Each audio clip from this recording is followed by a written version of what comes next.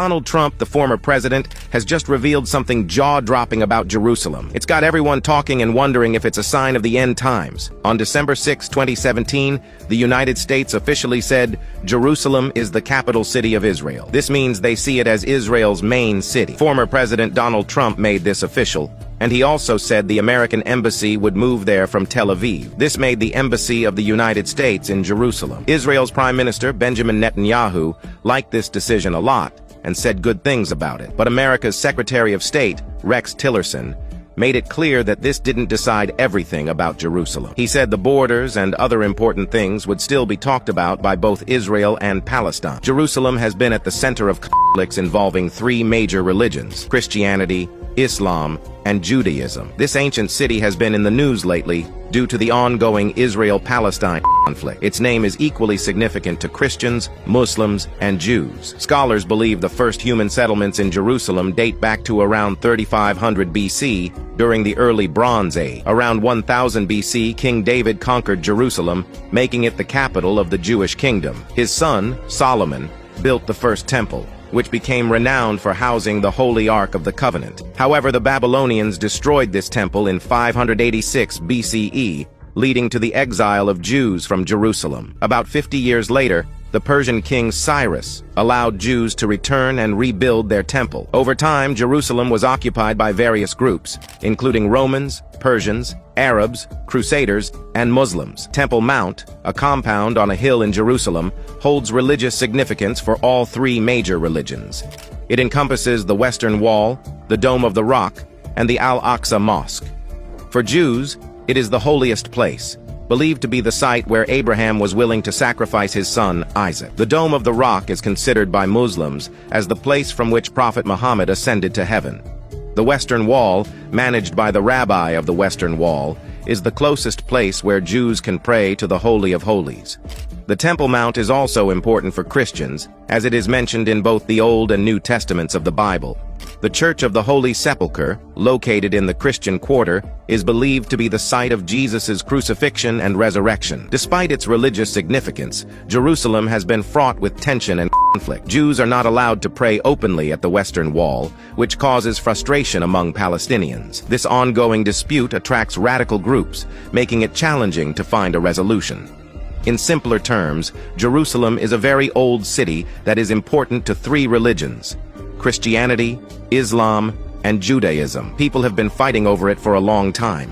There's a place called Temple Mount, where there are important religious sites like the Western Wall, Dome of the Rock, and Al-Aqsa Mosque. For Jews, this area is super important because they think it's where Abraham almost sacrificed his son and where their ancient temples stood. Muslims also think it's special because they believe Prophet Muhammad went to heaven from there. Christians think it's important too because it's mentioned in their holy books as the place where Jesus was crucified and came back to life. So, when Trump said something big was going to happen in Jerusalem, it got everyone talking.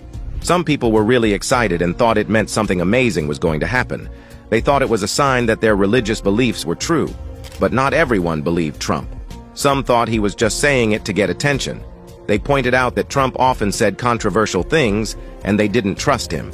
This whole thing caused a lot of arguments and discussions among different groups of people. Christians, Jews, and Muslims all had different ideas about what Trump's prophecy meant. Some thought it was a sign that the end of the world was near, while others were more cautious and didn't want to get too excited. The media also got involved and talked a lot about Trump's prophecy. They analyzed everything he said and tried to figure out what he meant. People on social media were also talking about it a lot, sharing their opinions and speculations. A few days ago, some archaeologists in Jerusalem found something incredible buried deep beneath the ancient streets. Maybe they discover a hidden chamber filled with ancient artifacts, like precious jewels, ancient scrolls, and mysterious relics. These scrolls had secrets written on them from thousands of years ago. One of these secrets sounded a lot like something Donald Trump once said. It talked about Jerusalem becoming the capital of Israel forever. When people heard about this, they got excited. They thought maybe it was time for this old prophecy to come true. But the discovery of these old scrolls did more than just spark arguments. It made people curious about Jerusalem's past. They wanted to learn more about its history and why it was so special. As more people visited Jerusalem, it became a busy place full of tourists. They came to see the ancient sites and learn about the city's past. However, even with all the excitement, Jerusalem still faced challenges. People still disagreed about who should control the city. But the prophecy coming true reminded everyone that words and beliefs can be very powerful. Around 4,000 years ago, God made a promise to Abraham that his descendants would inherit a specific land area, which includes modern-day Israel. However, due to various historical events, including the rejection of Jesus by the Jewish people, they were exiled from this land for almost 2,000 years. In 1948, Israel was reborn as a nation, but their neighbors didn't like it. Over time, a few peace treaties were signed, but many Arab countries still refused to acknowledge Israel's right to exist. Then, in 2020, something remarkable happened. The United Arab Emirates and Bahrain surprised the world by agreeing to make peace with Israel. This was known as the Abraham Accords, signed on the White House lawn. Now, why is this important? Well, there's a prophecy in the Bible that talks about a peace agreement being signed between Israelis and Palestinians 7 years before some major events, including the return of Jesus. This prophecy is found in the book of Daniel. Some people see a connection between the Abraham Accords and this prophecy because the Accords recognize Israel's right to exist in the land promised to Abraham. Some believe that the signing of these accords could be the beginning of a final 7-year period mentioned in prophecy. Now, there's talk about the Antichrist, a figure from biblical prophecy. But, according to the Bible, the Antichrist is expected to come from Europe, so it's unlikely that any current world leader, like former President Trump, could be the Antichrist. In the peace process between Israelis and Palestinians, Palestinian leader Mahmoud Abbas wants negotiations to be led by the international community, specifically by a group called the Middle East Quartet, which includes the UN, EU, Russia, and the United States. If this happens, it could play a big role in the fulfillment of biblical prophecy. But let's not get too caught up in guessing who the Antichrist is. Instead, let's focus on the importance of understanding and fulfilling prophecies. The signing of the Abraham Accords is seen as a significant event in this context. Jerusalem is a city with a long history, often mentioned in biblical texts. Despite facing destruction multiple times, it was always rebuilt. Why? Because of a promise made by Jehovah in the Garden of Eden regarding the coming of the Messiah. The Jews, who believed in Jehovah's promises, knew that Jerusalem wouldn't stay desolate forever. They had faith in Jeremiah's prophecy that predicted a 70-year limit on Jerusalem's desolation.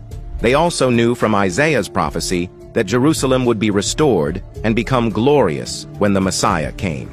Despite the challenges, the survival of key figures like Jehoiachin and Jehos proved to them that God was preserving the kingly and priestly lines. They saw this as a sign of hope, knowing that God was preparing for their return to rebuild Jerusalem. In a remarkable prophecy in Daniel 9:25, the angel Gabriel foretold the timing of the Messiah's arrival in Jerusalem. He mentioned the importance of a decree to restore and rebuild Jerusalem before the Messiah's coming. This decree was issued by King Xerxes of Persia in 444 BC, allowing Nehemiah to rebuild Jerusalem. The temple had already been restored earlier under Zerubbabel. From the issuing of this decree until the Messiah's arrival, there would be a specific time frame. This decree marked the beginning of the countdown to the Messiah's arrival, bringing hope to the Jewish people. In the prophecy of Daniel, a specific time frame is mentioned. It says there will be 7 weeks and 62 weeks, totaling 483 years, from the decree to rebuild Jerusalem in 444 BC to the time of Christ. The rebuilding of Jerusalem was completed in 395 BC, fulfilling the first 7 weeks. Then, 62 weeks later, after a total of 483 years, Jesus Christ, the promised Messiah, entered Jerusalem. To understand the exact timing, we need to account for the difference in the length of the Jewish year, which was 360 days. When we convert the years to days and count down from 444 BC, we arrive at March 30th, AD 33, the day celebrated as Palm Sunday when Jesus entered Jerusalem. The return of the Jews to Jerusalem was initiated by the decree of Cyrus, the Persian conqueror of Babylon, in 536 BC. However, they faced opposition, especially from the Samaritans, who interfered with the rebuilding of the temple. Despite setbacks and fear, The prophets Haggai and Zechariah encouraged the Jews to resume building, leading to the completion of the temple during the reign of Darius. 15 years after the temple's foundation was laid, prophets like Haggai and Zechariah encouraged the Jews to continue rebuilding despite opposition from the Persian-appointed officials. They reminded everyone that Cyrus had decreed the rebuilding of the temple. Scholars have debated whether it was Cyrus or someone else mentioned in Daniel 9:25 who issued this decree, with some pointing to Cyrus's prophecies in Isaiah 44 and 45. The prophet Isaiah foretold about Cyrus, a king who would be raised up by the Lord to accomplish his plans. Isaiah mentioned that Cyrus would rebuild Jerusalem and allow the Jewish exiles to return home without seeking any reward. This prophecy is found in Isaiah 44 and 45. Cyrus's decree to rebuild Jerusalem is also mentioned in the Bible, particularly in Ezra 1:2-4. In this decree, Cyrus acknowledged that the Lord God of heaven had commanded him to build a house in Jerusalem. He instructed the Jewish exiles to go back to Jerusalem and rebuild the temple of the Lord. Some scholars debate whether the rebuilding of Jerusalem happened during Cyrus's time or later under King Artaxerxes, nearly a century later. However, there's no clear biblical evidence of Jerusalem's rebuilding before Ezra's journey in 457 BC. Despite the lack of biblical evidence, extra-biblical Jewish sources like the apocryphal book of 1 Esdras and the Jewish historian Flavius Josephus suggest that Jerusalem's rebuilding started earlier. Josephus mentioned that after reading Isaiah's prophecies, Cyrus was motivated to help the Jews return to their land and rebuild Jerusalem and the temple. However, despite Cyrus's intentions, there were challenges in implementing the rebuilding plans. In Ezra 4:1-5, it's recorded that opposition arose, leading to a halt in the rebuilding process. During the rebuilding of Jerusalem and the temple, the people of the land opposed the efforts of the Jews. They hired counselors to sabotage their plans, causing trouble throughout the reign of Cyrus, the king of Persia, until the time of Darius. Despite these challenges, the Jews were able to complete the temple within 4.5 years, according to Ezra 6:15, during the 6th year of King Darius's reign. The completion of the temple brought great joy, as it meant the restoration of worship to Jehovah in Jerusalem. This was an important step as preparations were made for the prophesied final 7 years, which will see significant fulfillment of prophecies. During the first half of these final 7 years, known as the Great Tribulation, the third temple will be built on the Temple Mount in Jerusalem. Animal sacrifices will resume, but they will be halted by the Antichrist, who will falsely claim to be the Messiah and God. This event, called the Abomination of Desolation, will trigger the second half of the Great Tribulation. During this challenging time, God will send 2 witnesses who will preach for 3.5 years, despite the Great Tribulation. Their preaching will lead to a great revival, as prophesied in Revelation 7:4, which speaks of a revival among the Jewish people. This period will be marked by significant prophetic fulfillment, paving the way for the return of Jesus Christ. During the tribulation, there will be terrible wars, famines, plagues, and natural disasters as God pours out his wrath against sin and wickedness. The Antichrist will sign a covenant with Israel for 7 years, but halfway through, he will break it and make war against Israel. He will commit the abomination of desolation by setting up an image of himself to be worshipped in the rebuilt Jerusalem temple. This marks the beginning of the Great Tribulation, a time of extreme trouble.